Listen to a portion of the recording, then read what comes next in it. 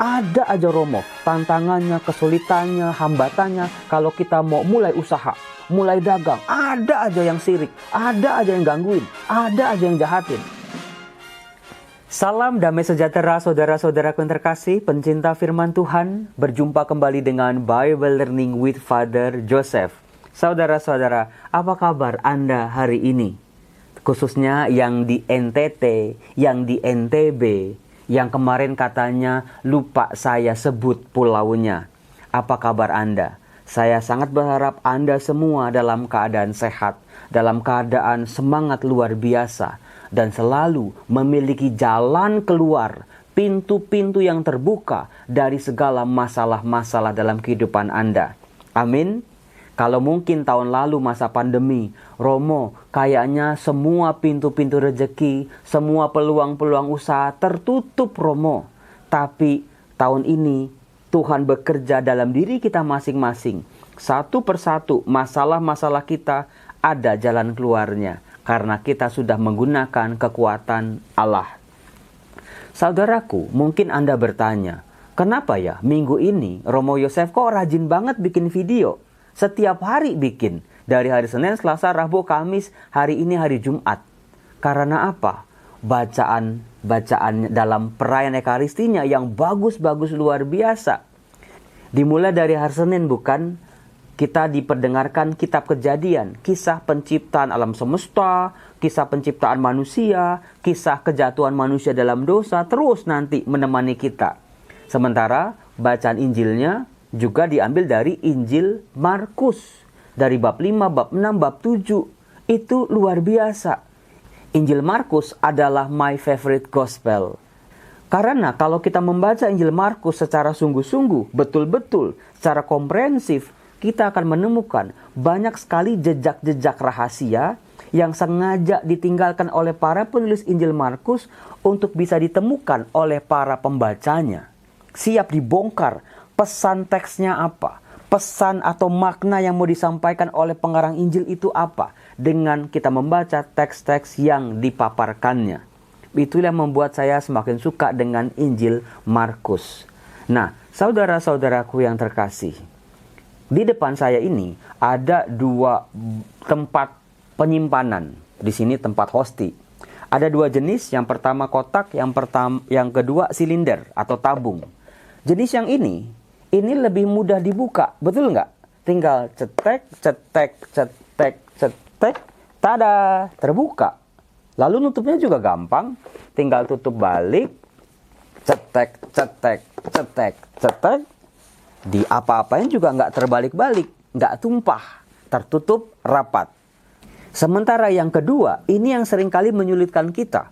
Apalagi kalau tangan kita lagi licin, karena minyak atau karena basah gitu ya, karena harus diputer. Ada kalanya kita udah pakai kain, udah pakai karet, dibuka-buka gitu susah sekali. Tapi ada kalanya juga gampang, tinggal diputer, terus terbuka. Nutupnya juga tinggal balikin aja, sret begitu. Nah, saudara-saudara, demikian juga dengan kehidupan kita. Ada banyak hal dalam kehidupan kita yang mudah sekali dibuka, tapi ada juga dalam beberapa bagian yang sulit sekali untuk dibuka. Misalnya, kalau saya punya rahasia, saya punya unek-unek, nggak mungkin saya bisa membuka diri saya, menceritakan unek-unek saya kepada semua orang. Saya harus pilih-pilih, betul? Kemudian juga soal rezeki, soal jodoh, soal keturunan, soal masa depan, soal pekerjaan. Ada banyak orang zaman sekarang merasa peluang-peluangnya itu tertutup sungguh-sungguh. Bukan cuma terkunci, tapi juga tergembok. Gemboknya itu ada 10. Ada aja Romo, tantangannya, kesulitannya, hambatannya. Kalau kita mau mulai usaha, mau mulai pekerjaan baru, mulai dagang, ada aja yang sirik, ada aja yang gangguin, ada aja yang jahatin. Sehingga kita mengalami yang namanya kegagalan kalau kita berhenti berusaha. Demikian juga dengan jodoh, dengan keturunan, dengan pekerjaan-pekerjaan. Ada orang zaman sekarang udah mulai cari-cari pekerjaan, udah puluhan, tapi selalu gagal dan gagal dan gagal lagi.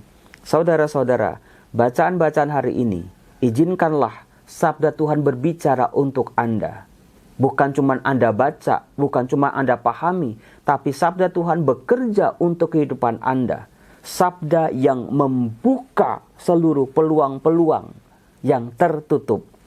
Saya mau mulai dari bacaan yang pertama, yaitu diambil dari kitab Kejadian bab 3 ayat 1 sampai 8. Ternyata kalau kita baca bacaan pertama, Mazmur dan bacaan Injil, ada permainan kata. Permainan kata apa, Romo? Tertutup dan terbuka. Coba kita lihat ya.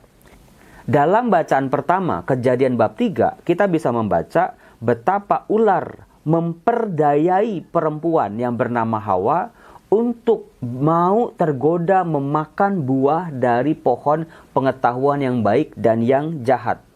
Dikatakan begini, dari mulut Hawa kita bisa lihat dia sadar akan larangan dari Tuhan. Dia berkata, Allah bersabda, jangan kamu makan ataupun raba buah itu, nanti kamu mati. Hawa sadar kalau dia melanggar perintah itu, konsekuensinya akan mengerikan. Tetapi ular itu berkata kepada wanita itu, sekali-kali kamu tidak akan mati.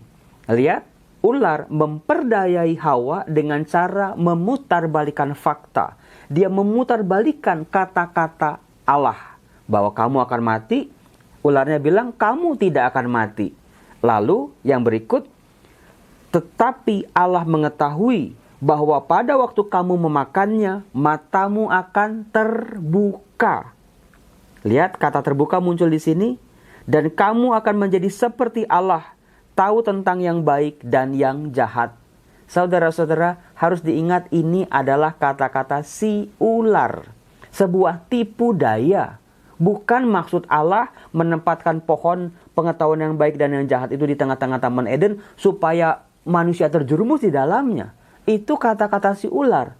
Tetapi Allah mau mendidik manusia bagaimana soal ketaatan. Bagaimana pola relasi antara pencipta dengan ciptaan. Bagaimana manusia hidup bersama-sama dengan Allah. Terbuka melihat Allah, berbicara dengan Allah. Menikmati semua karunia-karunia Allah. Tetapi godaan si ular adalah manusia supaya terbuka. Seolah-olah matanya selama ini tertutup. Itu sebuah tipu daya. Nah, dikatakan di ayat 7, setelah manusia makan buah terlarang itu, dikatakan, maka terbukalah mata mereka berdua. Tetapi apa yang mereka lihat setelah itu? Mereka tahu bahwa mereka telanjang. Saudara-saudara, apakah Anda sadar setelah manusia katanya matanya terbuka dan dia menyadari dia telanjang, dikatakan lalu mereka menyemat daun pohon ara dan membuat cawat. Jadi mereka setelah matanya terbuka malah menutup diri. Dia malu karena dia melihat dirinya telanjang. Bahkan setelah itu, ketika mereka mendengar bunyi langkah Tuhan Allah yang berjalan-jalan dalam taman itu pada waktu hari sejuk, bersembunyilah manusia dan istrinya itu. Saudara-saudara yang terkasih, ini sebuah tipu daya si ular. Seolah-olah manusia matanya jadi terbuka, tapi kok malah manusia menutup diri dari Allah. Saudara-saudaraku, perlu diingat yang menutup itu bukan Allah dalam kasus ini, tetapi manusia. Setelah mereka melanggar perintah Allah, mereka menutup diri dari Allah. Nah, kemudian saudara-saudara, dalam bacaan Mazmur bab 32 dikatakan secara luar biasa. Berbahagialah orang yang pelanggarannya diampuni dan dosanya ditutupi. Artinya saudara-saudara, Allah nggak mau melihat lagi dosa-dosa manusia. Allah mengampuni dosa-dosa manusia. Allah tidak memperhitungkan itu sebagai sebuah pelanggaran yang pantas dihukum. Itulah kasih Allah.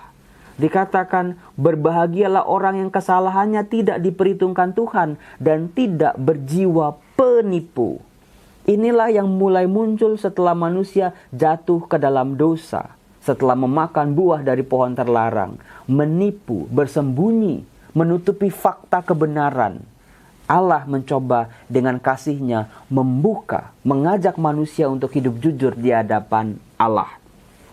Nah, secara luar biasa saudara-saudara, dalam bacaan Injil Markus bab 7 ayat 31 sampai 37 dikatakan Tuhan Yesus masuk ke tengah-tengah daerah Dekapolis. Anda harus buka-buka lagi Injil di hari Senin, Selasa, Rabu, Kamis. Karena apa? Kita pernah dibacakan di Markus bab 5, ada seorang yang kerasukan setan di daerah Gerasa. Di daerah Dekapolis, daerah wilayah orang-orang bukan orang-orang Yahudi. Daerah orang-orang bangsa asing. Itulah misi pertama Yesus mendatangi orang-orang dari daerah-daerah yang bukan orang-orang Yahudi. Yesus melakukan sebuah karya. Karyanya sangat besar, mengusir seorang yang kerasukan setan legion. Tetapi Yesus malah diusir dari daerah itu. Kalau dari kacamata manusia, Yesus gagal. Pintu buat Yesus tertutup untuk bisa masuk ke daerah-daerah bangsa-bangsa asing. Kemudian si orang yang sudah sembuh tadi mau ikut Yesus. Lalu ternyata Yesus berkata tidak. Yesus menolak permohonannya. Yesus tidak mengabulkannya. Yesus malah berkata, pergilah, pulanglah kepada orang-orang sekampungmu, kepada keluargamu. Ceritakanlah apa yang diperbuat Tuhan bagimu dan betapa Tuhan mengasihi engkau. Dikatakan orang itu pergi ke daerah Dekapolis. Nah, ini dia. Secara mata manusia, dia gagal. Karena apa? Nggak boleh ikut Yesus. Nggak diizinkan Yesus untuk menyertainya. Kalau dia baper, wah udah dia pulang, dia hancur lagi. Tapi dia pergi ke daerah Dekapolis, daerah 10 kota bangsa-bangsa asing. Di situ dia menceritakan apa yang diperbuat oleh Tuhan. Lalu ya secara luar biasa dikatakan orang-orang yang mendengarnya menjadi heran. Inilah yang membuat saya heran. Harusnya orang-orang yang mendengarnya menjadi percaya. Tapi kok malah heran? Artinya mereka-mereka ini masih ragu-ragu terhadap kesaksian orang yang tadinya kerasukan setan. Lalu cerita selesai sampai di situ. Nah, di hari ini saudara-saudara, Markus bab 7, Yesus masuk lagi ke daerah Dekapolis. Apakah Yesus gagal? Kita lihat, ternyata pribadi Tuhan kita ini pribadi yang tidak menyerah. Meskipun ketika usaha yang pertama pintu tertutup, jadi bangsa-bangsa itu menolak Yesus, menutup pintu rapat-rapat buat Yesus, tapi Yesus datang lagi. Karena Yesus sudah punya utusan, si orang yang tadinya kerasukan setan, yang disembuhkan, yang sudah diutus oleh Yesus. Yesus lihat bagaimana karyanya. Dan betul, Injil kemarin ketika Yesus masuk ke daerah Tirus, ada seorang ibu yang anaknya kerasukan setan. Itulah hasil pewartaan dari orang yang kerasukan setan tadi. Karena apa? Ibu itu tahu dari mana Yesus bisa menyembuhkan anaknya yang kerasukan setan. Pasti hasil kesaksian dari orang yang sudah disembuhkan oleh Tuhan Yesus. Lalu ketika Tuhan Yesus masuk daerah Dekapolis, lagi-lagi banyak orang datang kepada Yesus, membawa orang yang tuli dan bisu atau gagap. Saudara-saudara, orang yang tuli tidak bisa mendengar atau tunarungu biasanya masih punya pita suara. Masih bisa memproduksi suara A, I, U, E, O. Tapi karena dia tidak pernah mendengar bagaimana cara mengucapkan benda tertentu, maka oleh orang-orang kebanyakan dikatakan dia gagap. Berbicaranya tidak jelas. Atau bahkan dikatakan dia bisu. Nah, saudara-saudara, inilah luar biasanya. Dalam kesempatan ini, Tuhan Yesus betul-betul berkata kepada orang itu. Dengan mukjizatnya terjadi, Yesus memasukkan jarinya ke telinga orang itu. Ternyata yang disembuhkan telinganya dulu. Cara dia mendengar dulu yang diperbaiki. Jangan mendengar hoaks, jangan mendengar setengah-setengah, jangan mendengar caci maki, jangan mendengar segala tipu daya. Perhatikan caramu mendengar. Dari situ disembuhkan juga lidahnya, dibuka ikatan lidahnya sehingga dia bisa berkata-kata. Saudara-saudara, menjadi sangat penting kata-kata Tuhan Yesus kepada orang ini. Dikatakan Efata, artinya terbukalah. Saudara-saudara yang terkasih, apa yang tadinya ditutup oleh Adam dan Hawa hidup bersama-sama dengan Allah karena mereka jatuh dalam dosa, sekarang dibuka kembali oleh Tuhan Yesus. Bagaimana bangsa-bangsa asing yang tadinya menolak Yesus, pintu tertutup buat Yesus, sekarang Yesus bilang, Efata, terbukalah. Sehingga bangsa-bangsa asing boleh mendengar karya Allah, kebaikan Allah, kabar tentang kerajaan Allah, sukacita Injil. Sehingga bangsa-bangsa asing bisa ikut mewartakan betapa baiknya Allah tanpa gangguan sedikit pun. Saudara-saudara, kata-kata Efata ini bisa kita terapkan untuk hidup kita masing-masing. Tuhan, izinkan Engkau berkata kepadaku, Efata, terbukalah. Terbukalah jodoh untuk anak-anakku. Terbukalah pintu-pintu rezeki untuk hidup dan keluargaku.